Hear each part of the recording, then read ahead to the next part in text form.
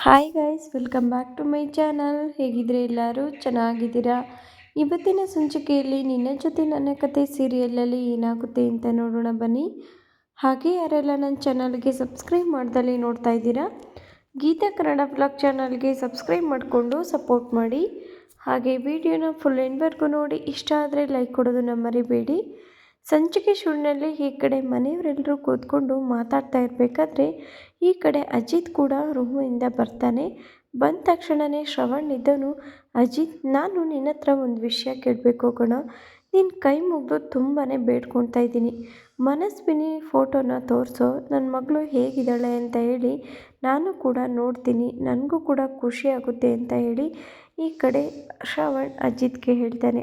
ಅಜಿತ್ ಇದ್ದವನು, ಅದು ಮಾವ, ನಾನು ನಿಮಗೆ ಈ ಫೋಟೋನ ತೋರಿಸ್ಬೇಕು ಅಂತ ಏನು ನಾನು ಮುಚ್ಚಿಟ್ಕೊಂಡಿಲ್ಲ.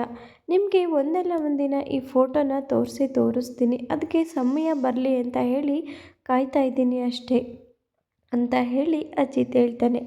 ಇನ್ನೊಂದು ಕಡೆ ಶ್ರವಣ್ ಇದ್ದವನು, ಇಲ್ಲ ಅಜಿತ್, ಅದೇನೇರೋ ಆಗಲಿ, ನನ್ನ ಮಗಳು ಹೇಗಿದ್ದಾಳೆ ಇವಾಗ ಅಂತ ಹೇಳಿ ನಾನು ನೋಡಲೇಬೇಕು. ನೀನು ಫೋಟೋಗ್ರಾಫರ್ ಹತ್ರ ಹೋಗ್ಬಿಟ್ಟು ಆ ಫೋಟೋನ, ಚಿಕ್ಕ ವಯಸ್ಸಲ್ಲಿದ್ದಿದ್ದ ಫೋಟೋನ ಕೊಟ್ಬಿಟ್ಟು ತೆಗೆಸ್ಕೊಂಡು ಬಂದಿದೆಯಲ್ಲ, ಇವಾಗ ನನ್ನ ಮಗಳು ಹೇಗಿದ್ದಾಳೆ ಅಂತ ನಾನು ನೋಡಲೇಬೇಕು ಅಜಿತ್. ಪ್ಲೀಸ್ ನಿನ್ನ ಕೈ ಮುಗಿದು ಕೇಳ್ಕೊತೀನಿ, ತೋರಿಸು ಅಂತ ಶ್ರವಣ್ ಅಜಿತ್ ಹತ್ರ ಕೇಳ್ಕೊತಾನೆ.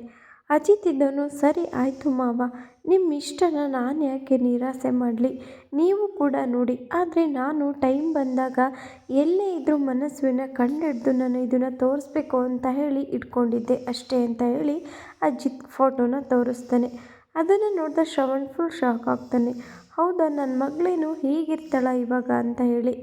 ಇನ್ನೊಂದು ಕಡೆ ಈ ವಿಷಯನೆಲ್ಲ ನೋಡಿಬಿಟ್ಟಿದ್ದಾದಮೇಲೆ ಅಜಿತ್ಗೆ ತುಂಬಾ ಬೇಜಾರಾಗಿರುತ್ತೆ.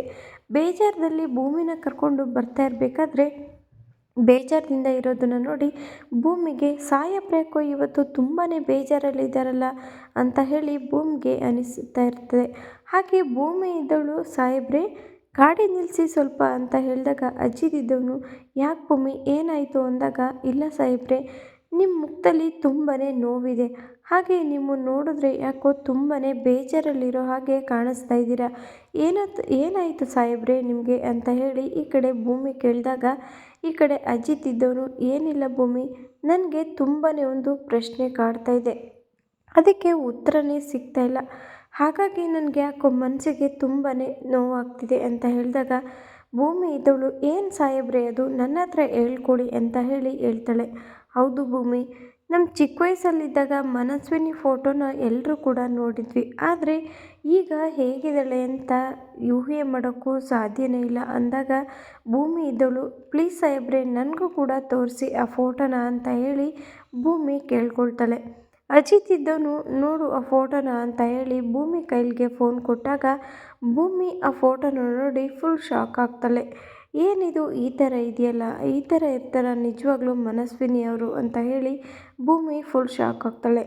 ಇನ್ನೊಂದು ಕಡೆ ಈ ಭೂಮಿ ಹಾಗೆ ನೀವೇನೋ ಮಧ್ಯೆ ಇರ್ಬೋದು, ಭಾಗ್ಯಮ್ಮ ಏನೋ ನಮ್ಮ ಹತ್ರ ವಿಷಯನ ಮುಚ್ಚಿಡ್ತಾ ಇರ್ಬೋದು ಅಂತ ಹೇಳಿ ಅಜಿತ್ ಇದ್ದವನು ಜೈಲಿಗೆ ಹೋಗ್ಬಿಟ್ಟು ಈ ಭಾಗ್ಯಮ್ಮನ ವಿಚಾರಿಸ್ತಾನೆ.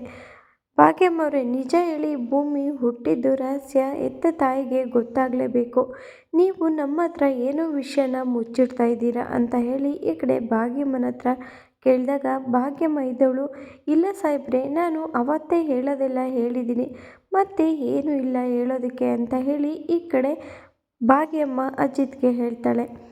ಇನ್ನೊಂದು ಕಡೆ ಅಜಿತ್ ಇದ್ದವನು ಅದನ್ನೆಲ್ಲ ಕೇಳಿಕೊಂಡು ಮನೆಗೆ ಬಂದ ತಕ್ಷಣವೇ ಭೂಮಿಯನ್ನೇ ನೋಡ್ತಾ ಇರ್ತಾನೆ. ಭೂಮಿ ಎದ್ದವಳು, ಅಯ್ಯೋ ಸಾಹೇಬ್ರೆ, ನೀವು ಯಾಕೆ ಹೀಗೆ ಆಡ್ತಾ ಇದ್ದೀರಾ, ಮಲ್ಕೊಳ್ಳೋ ಟೈಮಲ್ಲಿ ಇಷ್ಟೆಲ್ಲ ಸರ್ಕಸ್ ಮಾಡ್ತಾ ಇದ್ದೀರಲ್ಲ, ನಿಜವಾಗ್ಲೂ ನೀವು ಪೊಲೀಸ್ನೇನಾ, ಈ ಥರನ ಪೊಲೀಸ್ ಎಲ್ಲರೂ ಕೂಡ ಈ ಥರ ಆಡ್ತಾರಾ ಅಂತ ಹೇಳಿ ಈ ಕಡೆ ಭೂಮಿ ಅಜಿತ್ಗೆ ತುಂಬಾ ಜೋರು ಮಾಡ್ತಾ ಇರ್ತಾಳೆ. ಈ ಕಡೆ ಅಜಿತ್ ಇದ್ದವನು, ಹೌದು ಭೂಮಿ, ಆದರೆ ಈ ಅಜಿತ್ ನಾರಾಯಣೇ ಬೇರೆ ಥರ ಅನ್ಕೋ, ನಾನು ಯಾವತ್ತೂ ಇದೇ ಥರ.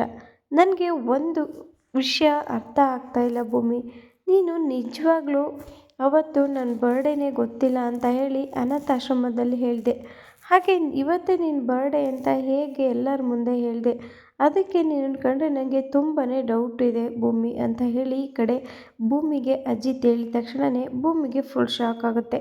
ಇಲ್ಲಿಗೆ ಈ ಒಂದು ವಿಡಿಯೋ ಮುಕ್ತಾಯವಾಗಿರುತ್ತೆ. Thank you for watching.